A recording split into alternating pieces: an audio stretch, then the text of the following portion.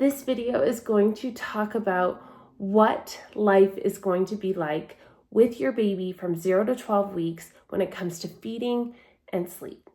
Because I get it.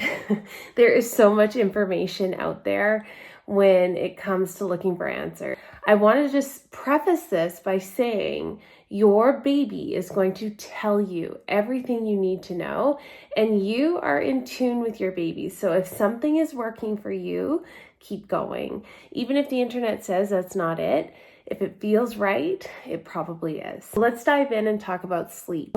Typically, they're kind of kitten-like. Often they're very sleepy. There are circumstances where this isn't the case, and usually it's the middle of the night. So let's start by talking about their circadian rhythm. In short, they don't have one.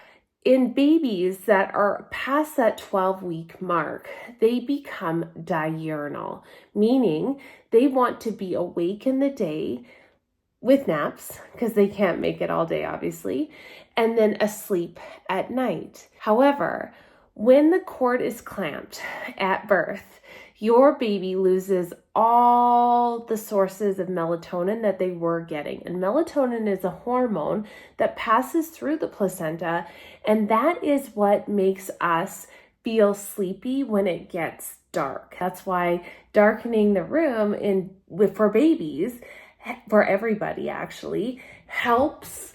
It helps them develop this diurnal rhythm faster. They're going to start to secrete melatonin around the 8-week mark, and by 12 weeks, you are going to notice a difference. This looks like typically they nap pretty good in the day. Some newborns want to crush long naps, and I'm here to tell you that I would open the door, or if they're napping on you, put them down at the 2-hour mark to start to stir. And the reason why is one of the things you can do to help bring better night sleep quicker is to give them lots of calories in the day. So if they're going really long stretches in the day for naps, like longer than 2.5 hours, they're going to need those calories at some point, and often it comes in the night. Typically, they nap longer, and then what happens is in those evening hours, when it comes to sleep, they're not going to do segmented amounts of sleep. And this is where parents often get hung up, because the internet says that babies should go to bed at 7. And that simply isn't the case when it comes to newborn babies. If you take one thing from this video, and you've probably heard it from me before, is that a later bedtime for your newborn, so babies under 12 weeks, it will go so much easier. What you can expect from your newborn in regards to sleep from about the 5 o'clock mark till the 10 o'clock mark is doze a little, awake, doze a little, awake. The best thing you can do is just plan to have that baby close to you or close to somebody, because if you can plan that, you often will skip those witching hours where a baby gets frantic, they get hard to bring back to baseline if you kind of lose them and they start to really cry. The best thing you can do to mitigate this is lean into normal newborn behavior. They want to be close to you in those evening hours, and it's okay to let them doze and feed a little. Let them doze and feed a little. Don't look at the clock. Don't look at anything. It might have only been, 14 minutes since they fed last. That's okay. Let them cluster feed. This is normal newborn behavior. If you are bottle feeding, I would fill a bottle and you would just pace feed. If you're breastfeeding, you just offer and let them fall asleep. We're not worrying about ending the feed when they start to get sleepy. Let them doze and they're awake, and doze and they're awake and feed. Do that. Then you're going to pick a simple bedtime routine, but you're not going to do bedtime till like 11 o'clock. It will go so much easier. It is really normal for your newborn to go to bed later, and I don't think this is talked about enough. If you can do this with your baby, your newborn baby under 12 weeks, you will find you get a much better first stretch and you have much more peaceful evening. In regards to what your newborn should be sleeping in, this is controversial. You'll see there's a lot of talk on the internet that newborn babies shouldn't be swaddled. I understand that when your newborn baby is awake, they need their hands, they're exploring the world.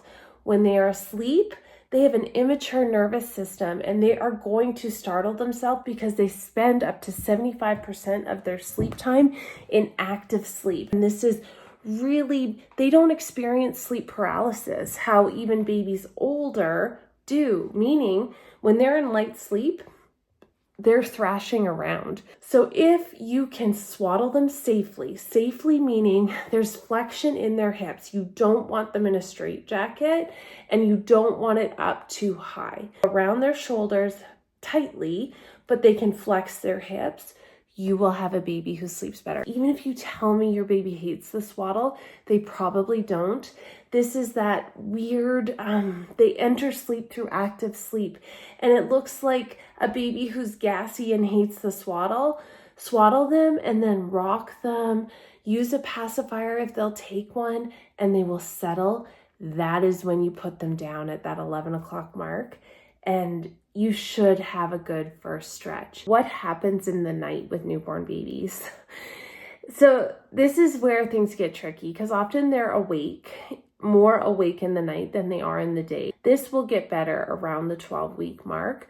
The things you can do to help mitigate it is dark rooms in the evening and get them in direct sunlight in that first hour of waking up. That will help create that diurnal rhythm. But the other thing you can do is lots of calories in the day. But if they are awake at night, I would just get yourself a snack, a book, a show, skin to skin, and just ride it out. Usually it's 45 to 60 minutes and they're ready for sleep again. If that's you in the middle of the night, it is going to improve, but lots of daytime feeds, a later bedtime, and early morning light is going to help with that. How do you know you have a problem? If you have a problem with sleep with your newborn baby, it's typically feeding related. And if we can get to the bottom of the feeding issue, sleep improves. If there's huge sleep issues, your baby's super fussy, will not sleep, I would almost say it's almost always a feeding issue. What can you expect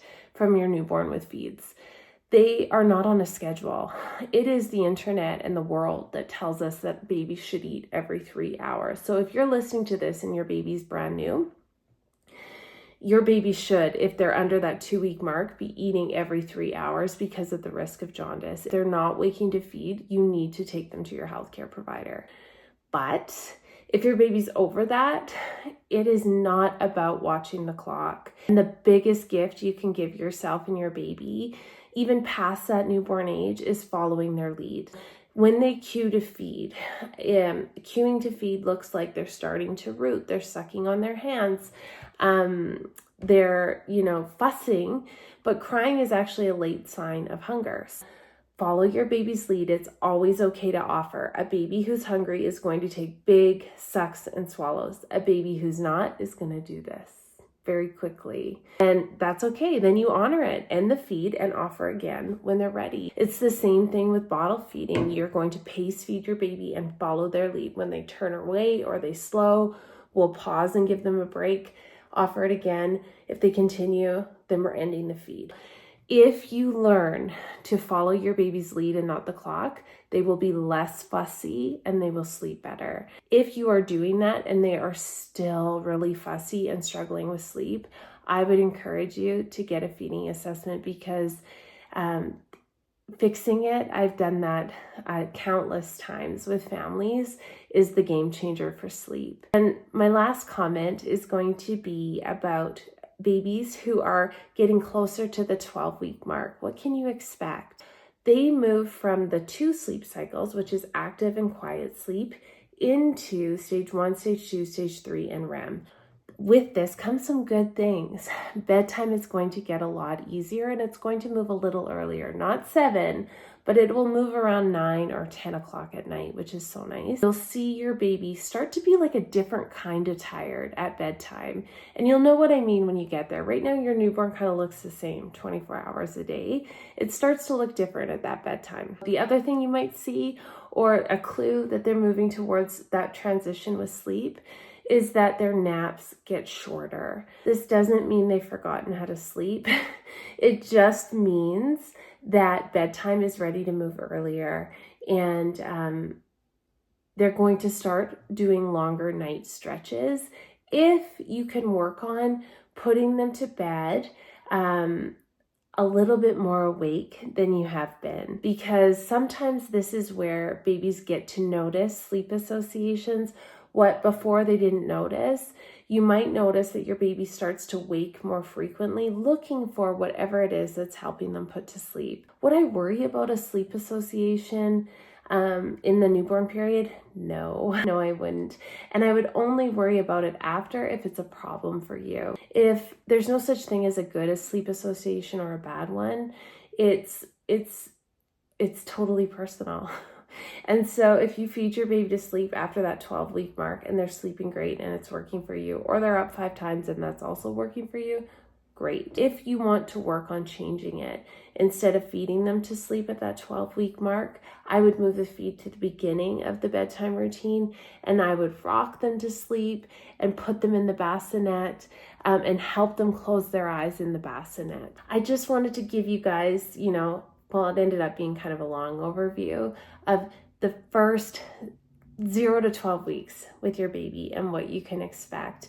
If you are in this stage, I see you. It's a lot of work. And if you have questions, reach out. We would love to help you. And I just really appreciate you being here.